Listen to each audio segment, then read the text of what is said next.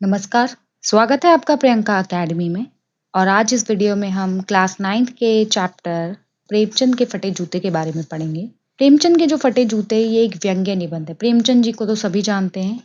ये हिंदी साहित्य के बहुत ही सफल और बहुत प्रसिद्ध एक रचनाकार हैं। तो प्रेमचंद जी के फटे जूतों के बारे में इस चैप्टर में बात हो रही है और ये व्यंग्य एक निबंध है। व्यंग्य आप लोग समझते ही हैं, जिसमें आलोचना की जा रही है समाज के ऊपर। इसमें प्रेमचंद के फटे जूतों को केंद्रित करके, लक्ष्य करके लेखकों की दुर्दशा पर व्यंग्य किया है कि लेखकों की क्या दुर्दशा है, जो समाज की स्थिति को उजागर कर रहे हैं लोगों के सामने।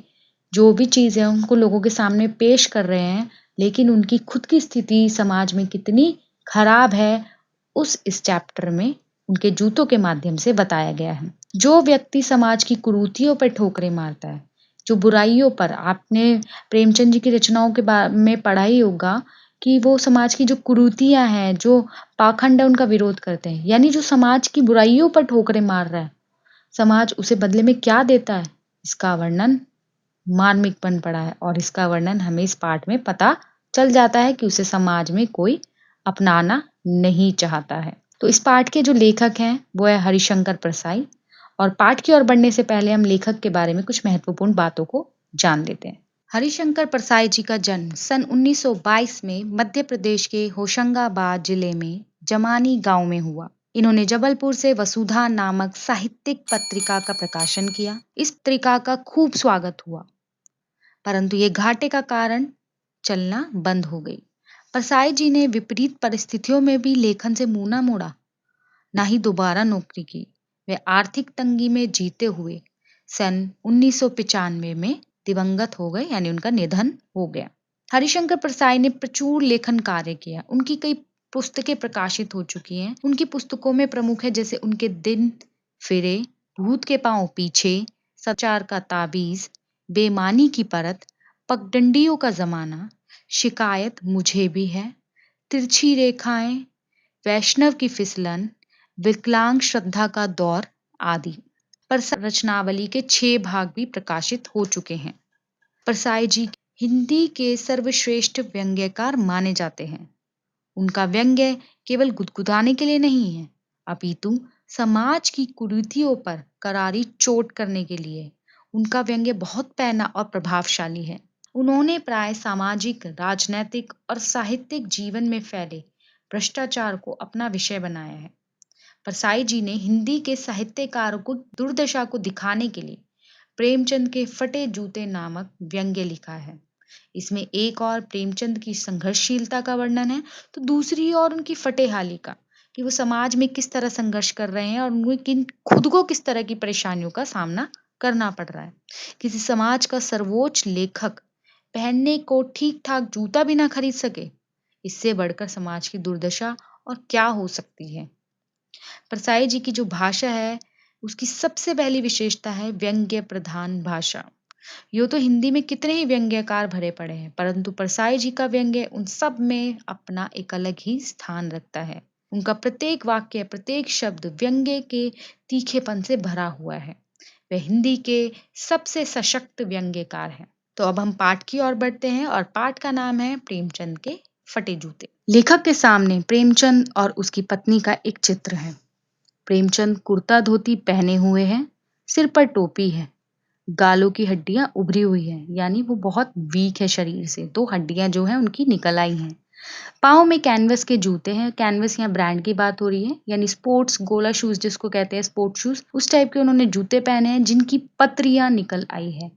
और उनकी पत्रियां निकल आई है, यानी जो शूलेस होते हैं, शूलेस पे जो आगे वो नोक सी होती है, जिसकी वजह से आप होल में वो शूलेस डाल सकते हो, जिसमें आगे लोहे या फिर आजकल प्लास्टिक की भी वो लगी हुई होती है। तो वो पतरी जो है वो भी निकल गई है, जिसकी वजह से जूता है ठीक से नहीं बंधा हुआ है, यानी बेतरतीब बंधा है। बाएं जूते में, बाएं, ये याद रखिएगा कौन से पैर के जूते की बात हो रही है, बाएं अर्थात लेफ्ट। लेफ्ट जूते, लेफ्ट शू में एक बड़ा छेद हो गया और उल्टे पैर के जूते में छेद है, जिसमें से उंगली बाहर निकल आई है। यानी इतनी, जब आपका जूता फट रहा है तो इतनी पूरी फोटो खिंचवाने की जरूरत ही क्या थी, जिसमें आपका फटा हुआ जूता भी जो है वो नजर आ रहा है। अभी तक यहाँ पे लेखक ने प्रेमचंद की जो फ़ोटो देखी है, उसका डिस्क्रिप्शन दिया है कि उन्होंने क्या पहना है, उन्होंने कौन-सा जूता पहना है, उनकी पोशाक क्या है, वो सब कुछ उन्होंने अभी तक बताया है। आगे बढ़ते हैं। प्रेमचंद के फटे जूते देखकर लेखक चिंता में पड़ गया और लेखक को चिंता होती है लेखक के फटे जूतों को देखकर। अगर फ़ोटो खिंचाते समय पोशाक का ये हाल है, तो वास्तविक जीवन में क्या हाल रहा होगा? यानी यहाँ पे बात की जा रही है कि जब हमारे समाज के, हमारे देश के इतने बड़े साहित्यकार जो हमारे आने वाली जनरेशन के लिए एक मोटिवेशनल साबित होंगे, एक प्रेरणा बनेंगे, अगर उनके लिए फ़ोटो खिंचाने का ये हाल है, तो वो एक्चुअल क्योंकि होता है ना हमारे साथ भी, हमारे फ़ोटो खिंचाने की अलग हम कपड़े ड्रेसअप करते हैं। आजकल तो सबके पास मोबाइल है, ऑब्वियस है हम अगर अच्छा कपड़ा कुछ पहना है या हम अच्छे लग रहे हैं तो हम फ़ोटो खींचेंगे। अगर हम बुरे लग रहे हैं, हम सो के उठे हैं, हम अनटाइडी से हो रहे हैं या हम नहीं अच्छे लग रहे हैं तो हम क्यों फ़ोटो क्लिक करेंगे? तो पहले के टाइम में तो चलो फ़ोन्स वगैरह नहीं होते थे, लेकिन आज के समय में तो है तो हम इंस्टेंट रेडी हुए और फ़ोटो क्लिक कर ली।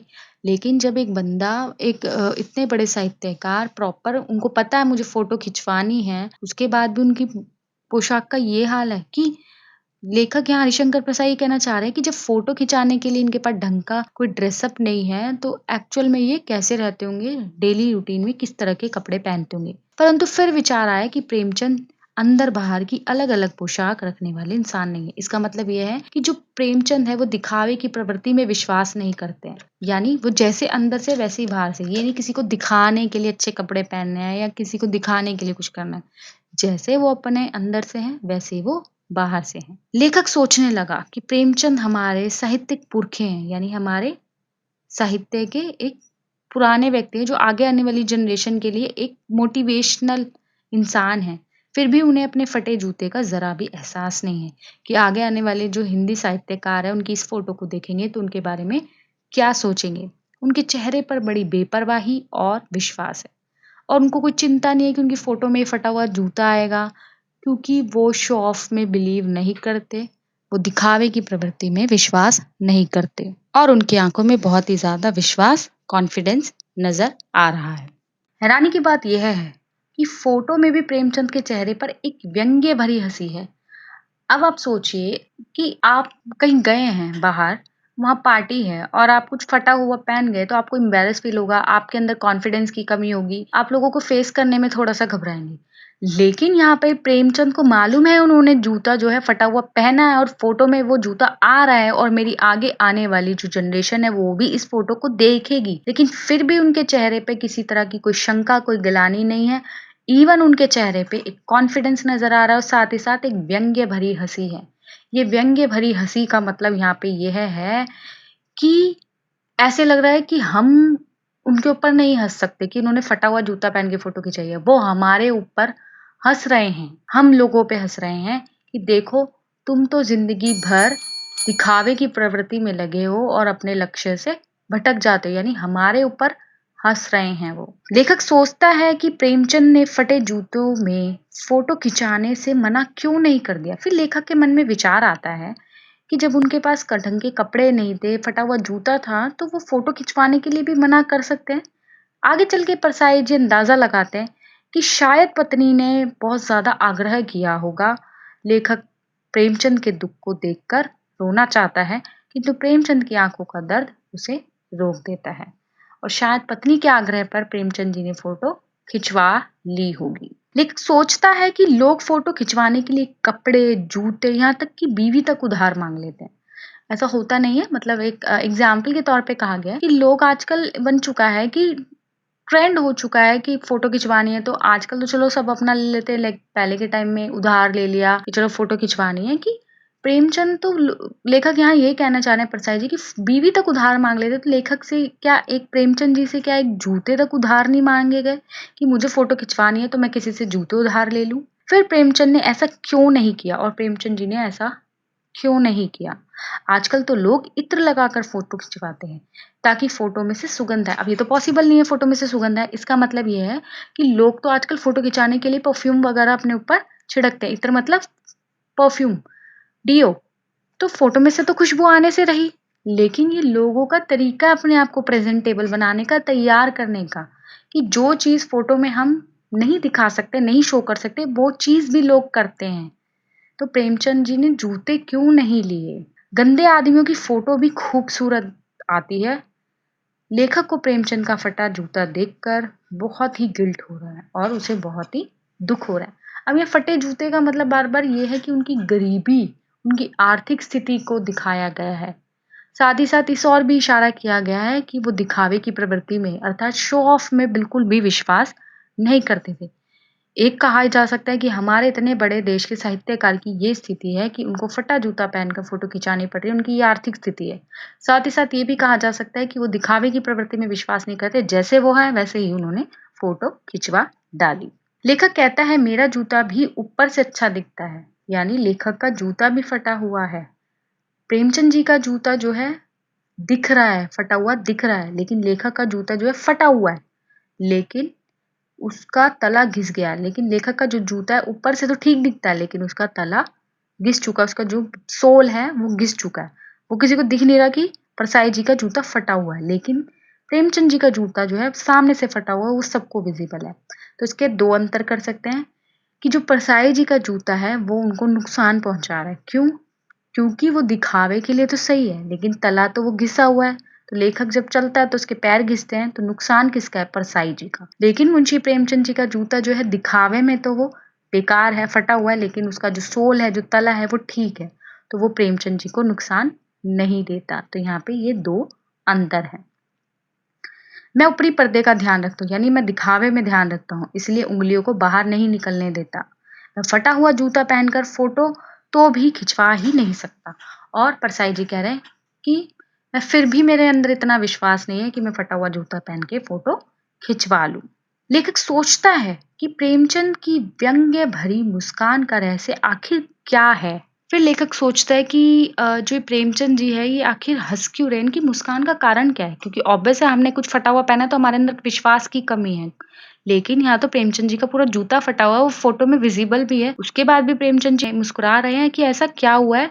तो परसाई जी मुस्कान का राज जानना चाहते हैं। क्या कोई हादसा हो गया है? क्या किसी होरी का गोदान हो गया या हल्कू नामक किसान के खेत के नील गाय चर गई? यानी ये प्रेमचंद जी ने जो रचनाएं लिखी है उनके कैरेक्टर्स हैं जिन्होंने बहुत दुख सहा है और उनको कुछ नहीं मिला है जो वो चाहते हैं। तो यहाँ पे वो कह रहे हैं कि जैसे कहा जाता है ना कि क्या आज सूरज पश्चिम से उगा है जो तुम इतने खुश हो, तो यहाँ पे भी यही बात की जा रही है कि इनके जो कैरेक्टर्स जो चाहते हैं वो क्या उन्हें मिल गया है, जिसकी वजह से जो प्रेमचंद जी इतना मुस्कुरा रहे हैं। आगे चल के जो परसाई जी है वो यही कहते हैं, याद आया भक्त कवि कुंभन दास का जूता भी तो फतेहपुर सिकरी आने जाने में घिस गया था। यानी कुंभन दास जी एक भक्ति काल के रचनाकार हैं जो कृष्ण भक्त काव्य धारा के थे। तो फतेहपुर सिकरी आने जाने में भी वो पैदल चल के गए थे, जिसकी वजह से भी उनका जूता जो है घिस गया था। और यहाँ पर भी शायद समाज के लिए लगड़ते झगड़ते हुए भी प्रेमचंद जी का जूता इस प्रकार घिस चुका है कि उन्होंने अपना ध्यान ही नहीं रखा। लेखक को बोध होता है कि प्रेमचंद जीवन भर किसी कठोर चीज को ठोकर मारते रहे हैं। वे रास्ते में खड़े टीले से बचकर निकलने की बजाय उस पर जूते से ठोकरे मारते रहे। अब यहाँ पे उदाहरण क्या है, मान लीजिए आपके रास्ते में कोई रोड़ा आ गया, आप या तो उसको साइड से निकल जाएंगे, आप अपने आप को सेव करने के लिए साइड से निकलेंगे, या उसको लात मार के जाएंगे। तो ऑब्वियस आप उसको लात मारोगे तो आपको भी चोट लगेगी, चाहे वो साइड में हो जाए। तो यहाँ पे यही बात की जा रही है कि जो मुंशी प्रेमचंद जी हैं, जो समाज की कुरीतियां बुराइयां हैं उनको इग्नोर करते हुए नहीं निकले, वो उनको ठोकरे मारते गए हैं, जिसकी वजह से उसकी चोट उनको भी मिली है, उनको भी इन परेशानियों का सामना करना पड़ रहा है। वे समझौता नहीं कर सके और वो समाज के साथ समझौता नहीं कर सके। जैसे गोदान का होरी नेम धर्म को नहीं छोड़ सका, वैसे ही प्रेमचंद जी भी नेम धर्म को नहीं छोड़ सके। नेम धर्म मतलब जैसे जो गोदान जो उनका उपन्यास है, उसका जो होरी कैरेक्टर है वो बहुत ही धर्म को मानने वाला व्यक्ति था और अपने धर्म के लिए वो कुछ भी कर सकता था। तो यहाँ पर भी यही कहा जा रहा है परसाई जी द्वारा कि शायद प्रेमचंद जी ने भी अपने नेम धर्म को नहीं छोड़ा, जिसकी वजह से समाज ने उनका बहिष्कार किया और समाज की कुरीतियों को गिनाते गिनाते उनको भी उन सब चीजों को झेलना पड़ा। प्रेमचंद के पांव की उंगली मानो उसी घृणित जगह पर संकेत कर रही है, और जो उनके जूते से उंगली बाहर आ रही है, जो जूता फट रहा है और उस जूते से जो उंगली बाहर आ रही है, ऐसा लग रहा है कि वो किसी चीज की ओर इशारा कर रही है जिस पर ठोकर मारकर उन्होंने अपने जूते फाड़े थे। किस पर? समाज की बुराइयां, समाज की कुरीतियां। ये ऐसे लग रहा है उनके पाँव की उँगली इशारा कर रही है उन समाज की कुरीतियों की ओर। वे अब भी उन लोगों पर हँस रहे हैं जो अपनी उँगली को ढकने की चिंता में तलवे घिसाए जा रहे हैं, अर्थात परसाई जी, कि जो अपनी झूठी शान और शौकत को बचाने के लिए खुद दर्द सहे जा रहे हैं और उसको सामने नहीं ला रहे हैं।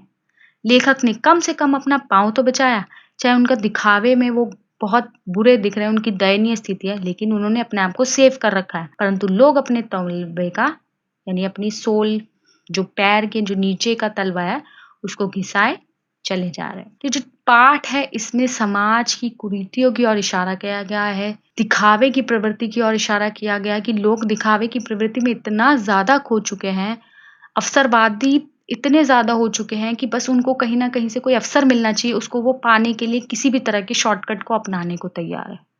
लेकिन प्रेमचंद जी जो है शॉर्टकट नहीं चाहते हैं, वो समाज की बुराइयों को उजागर कर रहे हैं और इस चक्कर में उनका खुद का भी बहुत नुकसान हो रहा है, समाज से उन्हें बहुत सी ठोकरें खाने को मिल रही हैं। तो इस प्रकार प्रेमचंद के फटे जूते ये पाठ था। आशा आपको बहुत अच्छे से समझ आया होगा। अगर उसके बाद भी कोई दिक्कत परेशानी है तो आप मुझे कमेंट बॉक्स में कमेंट अवश्य करें, मैं आपके कमेंट का रिप्लाई करूंगी और इस पाठ के प्रश्न उत्तरों की पीडीएफ भी मैं आपको इस वीडियो में नीचे डिस्क्रिप्शन में दे दूंगी। उसके बाद अगर आपने अभी तक मेरे चैनल को सब्सक्राइब नहीं किया है तो सब्सक्राइब कर लीजिए ताकि मेरे आगे आने वाले वीडियोस के अपडेट्स सबसे पहले आपको मिले। धन्यवाद।